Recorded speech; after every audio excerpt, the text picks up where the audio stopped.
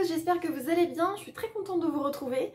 Donc il y a peu je vous parlais de comment écrire une bonne fin pour votre roman et je me suis dit que ça pouvait être sympa du coup de vous présenter une vidéo sur comment écrire un bon premier chapitre parce que oui, c'est bien de bien terminer son roman, mais tant qu'à faire, autant bien le commencer aussi. Donc je vais vous donner quelques petits conseils pour réussir au mieux votre premier chapitre. Alors pourquoi est-ce que le premier chapitre est important? Je vous disais dans ma vidéo sur comment écrire une bonne fin qu'on pouvait pardonner à l'auteur un début ou un milieu un peu lent ou mou, mais qu'on pardonnait difficilement du coup une mauvaise fin. Malgré tout, le premier chapitre, il est quand même super important. Donc, tant qu'à faire, autant réussir son premier chapitre et sa fin, et tant qu'à faire son milieu aussi, mais autant réussir son premier chapitre et en tout cas mettre toutes les chances de son côté. Pourquoi c'est important?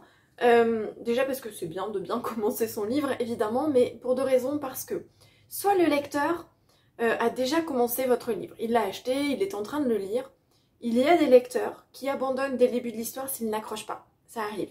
Donc si votre premier chapitre est mal écrit, et lent, ne plaît pas au lecteur, dans ce cas-là, il peut abandonner. Moi je sais que j'essaye souvent d'aller jusqu'à la moitié du livre si vraiment j'ai du mal avec l'histoire, mais il y a beaucoup de lecteurs qui arrêtent bien avant. Deuxième chose, vous pouvez avoir un lecteur qui hésite. Il est peut-être dans une librairie, il est sur Amazon, il a vu la couverture qui tente bien, il a lu le résumé, mais il vous connaît pas, du coup il hésite, il sait pas trop s'il va prendre votre livre ou pas. Dans ce cas-là, ce qu'il va faire, c'est qu'il va feuilleter, il va lire l'extrait. Et du coup, en général, c'est le début du livre qui est en extrait, ou si c'est dans une librairie, il va ouvrir le livre et lire le premier chapitre. Donc ce premier chapitre va donner le ton. S'il n'accroche pas au moment où il découvre votre livre, il ne va pas l'acheter. Donc c'est bien dommage. Du coup, le premier chapitre, il est quand même important. Ce premier chapitre, c'est une mise en bouche. C'est un peu une promesse qu'on fait au lecteur. C'est le début du livre, il se dit « Ah tiens, là, ça me plaît bien. J'ai envie de lire la suite, j'ai envie de voir ce que ça va donner. » C'est un peu comme l'entrée dans le repas. La dernière fois, je vous parlais du dessert, décidément. Donc c'est un peu comme l'entrée dans le repas. Si l'entrée est bonne, on a envie de connaître la suite, on a envie de déguster la suite, parce que c'est une petite mise en bouche et ça donne encore plus faim. Votre premier chapitre, il doit attiser la curiosité. Il doit être plutôt dynamique, il doit pas être lent, il doit pas être mou. Ça doit pas être une longue description assez barbante, parce que le lecteur, il va pas être immergé tout de suite dans votre histoire. Il va se dire « Ouh là là, ça traîne en longueur ». Le ton de votre livre doit être donné vraiment dès le début, voire même dès la première phrase. Et pour commencer votre livre, vous avez deux options. Soit vous commencez par une narration. La narration, ça vous laisse quand même beaucoup de choix. Soit vous commencez par un dialogue. Donc la narration, ça peut être une scène d'action, ça peut être une scène triste, ça peut être une scène émouvante. Enfin, c'est vous qui choisissez, ça peut être une scène très joyeuse, ça dépend vraiment de votre histoire et de votre livre. Le dialogue, c'est du coup un dialogue entre deux ou plusieurs personnages. En début de livre, on évite en général les dialogues avec beaucoup de personnages ou alors il faut vraiment bien les amener parce que le lecteur ne connaît pas encore vos personnages. Donc même si vous mettez les prénoms, il va pas réussir à comprendre ce qui se passe et pourquoi par exemple ils sont pas d'accord, pourquoi il y a plusieurs personnages. Donc en général on évite d'en mettre trop dans le premier chapitre. Si on fait un dialogue, c'est entre deux personnes, c'est suffisant. Faites attention, le dialogue c'est un art difficile, c'est pas évident d'écrire un dialogue et d'autant plus si c'est ce dialogue là qui ouvre votre livre. C'est vraiment la scène d'ouverture en fait. Et du coup, il faut vraiment bien maîtriser l'art du dialogue si on veut tenter de le mettre au tout début de son premier chapitre. Je vous rappelle que j'ai fait une vidéo que je vous mettrai dans le petit i sur comment réussir ces dialogues. Donc je vous mettrai aussi en barre d'infos, n'hésitez pas à aller la regarder. L'idée en fait avec ce premier chapitre, c'est de plonger le lecteur dans votre univers. Il faut qu'il s'immerge directement dans votre univers. Il faut qu'il ait le ton, qu'il ait l'ambiance, qu'il ait l'atmosphère et qu'il soit vraiment plongé dedans comme s'il était dans un casque de réalité virtuelle et qu'il n'ait pas envie d'en sortir, qu'il ait envie de connaître la suite, qu'il n'ait pas envie de s'arrêter de lire. Il faut que ce premier chapitre donne cette impression-là. C'est pas évident, je vous l'accorde. Il faut que vous vous imaginiez comme une scène d'ouverture de film. Vous êtes au ciné, vous êtes installé dans le fauteuil et d'un coup il y a une scène qui vous happe tout de suite. Tout de suite vous avez envie de connaître la suite, vous n'avez pas du tout envie de partir, vous êtes immergé dans l'histoire et il n'y a plus que vous et l'histoire. La plus grosse erreur que l'on fait en général, et on le fait très souvent quand on débute, c'est que on a envie de donner trop d'informations dès le début. on a envie de tout décrire, on a envie de tout expliquer. Et c'est d'autant plus vrai quand vous créez des univers où qu'il y a des pouvoirs, des choses comme ça, donc tout ce qui est fantasy, fantastique, science-fiction, quand on a vraiment envie de décrire tout ce qu'on a imaginé, on a souvent tendance à trop en dire, à vouloir trop en dire dès le début, à faire de longues descriptions. Mais c'est surtout pas ce qu'il faut faire. Ce qu'il faut faire, c'est disséminer les informations petit à petit au cours de l'histoire. Et l'idéal, c'est de les disséminer à travers les personnages. C'est eux qui voient, c'est eux qui ressentent les choses, c'est eux qui nous expliquent ce qui se passe. Donc vraiment, les informations doivent arriver petit à petit, sans noyer le lecteur. De toute manière, si vous en mettez trop d'un coup, il va pas tout retenir. Et donc il faut faire ça habilement et subtilement. En général, dans le premier chapitre, on présente le personnage principal évidemment. L'époque, c'est-à-dire qu'il faut quand même situer si c'est un livre qui se passe, je sais pas moi, au XVIIIe siècle, en 2045 ou maintenant. Et pourquoi pas le lieu, si c'est dans un endroit précis ou dans un pays ou dans une ville, vous pouvez aussi dire où ça se passe, pourquoi pas, mais vous n'êtes pas obligé de le mettre dans le premier chapitre. Donc en fait, le début de votre roman, ça doit vraiment poser le cadre de votre histoire. Ça doit poser les bases, mais sans ennuyer le lecteur, et ça doit tout de suite l'immerger. Et pourquoi pas, l'idéal c'est même que, dès le début, le lecteur comprenne quel va être le thème ou quel va être le souci ou sur quoi on va appuyer au cours de l'histoire.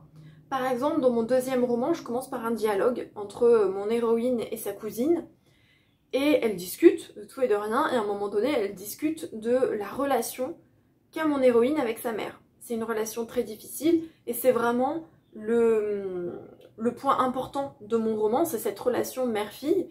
Et du coup, dès le début, à travers un dialogue, sans que j'ai besoin d'expliquer, de faire de longues narrations, à travers un dialogue, en quelques lignes, on comprend que c'est ce qui va poser problème dans l'histoire. Donc ce qui est bien, c'est de comprendre dès le premier chapitre justement quel va être le point, quel va être l'un des points, pourquoi pas s'il y en a plusieurs, qui va vraiment poser problème. C'est comme quand on arrive dans des livres type Divergente, Hunger Games, etc. On comprend tout de suite au début, avec cette organisation de leur monde, cette organisation des classes, etc., qu'il va se passer quelque chose en rapport avec ça, parce que c'est quelque chose qui pose problème en fait. Alors que faire si on est bloqué? Bah oui, parce que des fois, on a envie d'écrire son histoire, on arrive dans le premier chapitre et on se met une pression de fou et en fait, rien, on n'arrive pas à écrire les premières lignes. Ça, c'est assez courant. 4 conseils pour y arriver. Première chose, dites-vous que de toute manière, vous retravaillerez votre premier chapitre ensuite. Donc même s'il n'est pas bien écrit, même s'il est flou, même s'il n'y a pas de jolies phrases, c'est pas grave. Écrivez, l'important c'est de pouvoir avancer dans votre histoire, donc écrivez et puis vous le retravaillerez ensuite. Et de toute manière, même s'il est bien écrit, vous le retravaillerez forcément parce que dans le premier chapitre, on n'est pas encore bien plongé dans son histoire, on n'est pas encore plongé dans l'ambiance, dans les personnages. Et au cours de l'écriture, on s'approprie vraiment l'histoire. On s'approprie les personnages, leurs réactions, on s'approprie davantage leur passé, on a peut-être imaginé d'autres choses aussi en cours de route.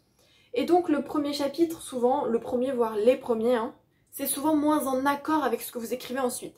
Donc il y a toujours besoin d'y revenir pour pouvoir les retravailler, pour que vraiment ce soit plus fluide et plus en lien avec ce que vous avez écrit ensuite.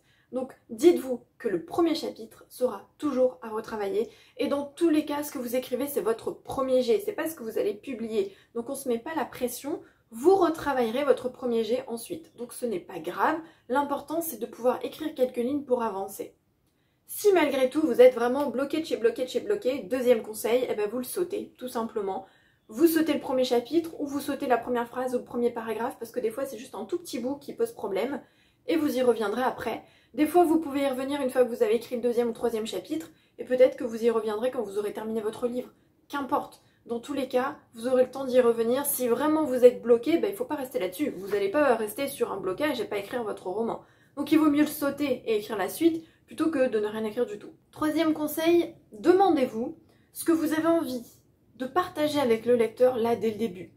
Est-ce que c'est l'ambiance? Est-ce que c'est une émotion? Est-ce que c'est un univers? Qu'est-ce que vous avez envie de partager? Est-ce que c'est faire connaître votre personnage? Est-ce que c'est son passé? Est-ce que c'est une douleur qui l'habite? Est-ce que c'est plutôt un lieu qui compte dans l'histoire? Vraiment, demandez-vous ce que là tout de suite vous avez envie de partager avec le lecteur dès le début de l'histoire et ce qui va vraiment l'immerger dans votre histoire. Quatrième conseil, imaginez ce premier chapitre comme une scène d'ouverture de film, c'est ce que je vous disais tout à l'heure. Imaginez-vous vraiment une scène de film. Souvent quand on est auteur, on a tendance à s'imaginer les scènes. On les vit dans son esprit, on imagine les personnages qui jouent la scène. Donc du coup, il faut vraiment que vous imaginiez le moment où hop, l'écran s'allume et on voit la première scène de votre livre, comme s'il était adapté au cinéma. Qu'est-ce que vous avez envie de voir? Qu'est-ce qui va vraiment emporter le lecteur? Donc ça va un peu avec le point d'avant, demandez-vous ce que vous avez envie de partager avec le lecteur. Mais là c'est pareil, mais on s'imagine vraiment jouer comme une scène de film. Et avant de terminer, je ne peux pas terminer le premier chapitre sans vous parler du prologue. La dernière fois, je vous ai parlé de l'épilogue, et donc là, je vous parle du prologue. Donc le prologue, c'est cette petite partie, ce texte, qui est juste avant le premier chapitre, donc juste avant de débuter le roman. Donc faites attention, le prologue, c'est très particulier. C'est beaucoup plus complexe que l'épilogue. D'une part, parce que tout ce que je viens de vous dire sur le premier chapitre, ça marche pour le prologue. Parce que finalement, le prologue, c'est lui qui ouvre le livre. C'est vraiment, il fait office de premier chapitre au sens où c'est ce que le lecteur va lire en premier. Donc tous les conseils que je vous ai donnés pour écrire un bon chapitre, un bon premier chapitre, ça marche pour le prologue. Mais faites attention, le prologue, ça doit pas être une longue description ennuyeuse. Ça doit pas faire office de premier chapitre, pas du tout. Le prologue, c'est très particulier. Déjà, vous n'êtes pas obligé d'en mettre. Et c'est un peu un bonus aussi, c'est comme l'épilogue mais inversé, parce que c'est au début de votre livre. Ça peut être quelque chose qui va expliquer, par exemple, une relation entre deux personnages dans votre histoire, ou qui pose les bases d'une relation, par exemple, moi dans mon dernier roman publié, le prologue, c'est mon héroïne avec sa sœur, enfant. Donc il y a juste une scène où elles sont toutes les deux, et cette scène permet de comprendre que le lien qui les unit est très fort et qu'elles sont très proches. Parce que ensuite, dans l'histoire, voilà, il y a autre chose entre l'héroïne et sa sœur, il se passe un drame, et cette scène, on peut l'enlever. C'est comme pour l'épilogue, c'est-à-dire qu'on peut enlever le prologue. Ça n'empêche pas l'histoire d'avancer, d'être expliquée, etc. Mais c'est un plus, c'est un bonus, ça explique, ça ajoute une touche en plus, ça explique quelque chose de plus. Donc vous pouvez mettre un flashback, donc un bond dans le passé, expliquer la relation entre des personnages, mettre un point culminant qui s'est passé dans le passé. Vous pouvez aussi, et ça c'est souvent le cas, prendre une scène importante de votre livre et en mettre juste un extrait au début, comme une espèce de mise en bouche pour dire au lecteur, hey, regarde, tu vois, ça va se passer plus tard et soit c'est de l'émotion, soit c'est de l'action, ça dépend de votre histoire. Mais où vraiment le lecteur il va se dire oula, il se passe ça, j'ai hâte d'y arriver, donc il a envie de lire la suite.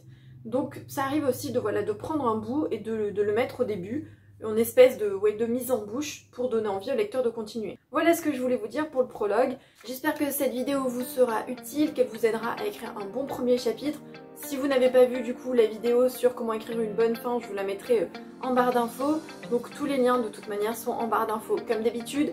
Et comme d'habitude, n'hésitez pas, j'ai l'impression de me répéter tout le temps, mais c'est vraiment super important, donc n'hésitez pas à vous abonner évidemment, à activer la petite cloche pour être sûr de recevoir les vidéos, à mettre un petit pouce parce que franchement ça fait toujours plaisir. Et puis on se retrouve bientôt pour une prochaine vidéo. Bye!